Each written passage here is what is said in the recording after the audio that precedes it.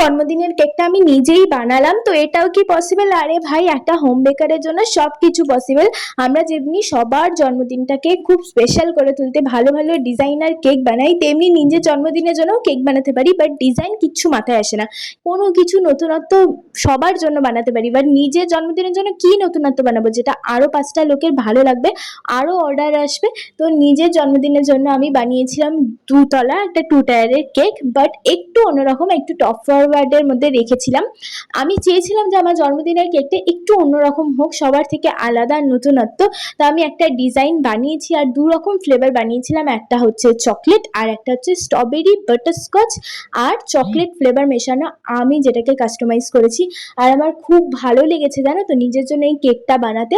But একটু ভুলভ্রান্তি হচ্ছে, কারণ প্রচন্ড কাজেরও চাপ ছিল, নিজের মতন করে ঠিক কালার ম্যাচ করতে পারিনি। বাট আমি খুব সুন্দর করে কেকটা বানিয়েছি আর সবার কেকটা খুবই ভালো লেগেছে। তোমরা অবশ্যই আমায় হ্যাপি বার্থডে কমেন্ট করতে কিন্তু একদম ভুলো না। আর মাত্র কিছুজন ফ্যামিলি মেম্বার বাকি, যেখানে আমরা 700 ফ্যামিলি মেম্বার কমপ্লিট করব। তো তাড়াতাড়ি করে আমাকে অনেক অনেক উইশ করে দাও অ্যান্ড আমার চ্যানেলটাকে সাবস্ক্রাইব করে দাও।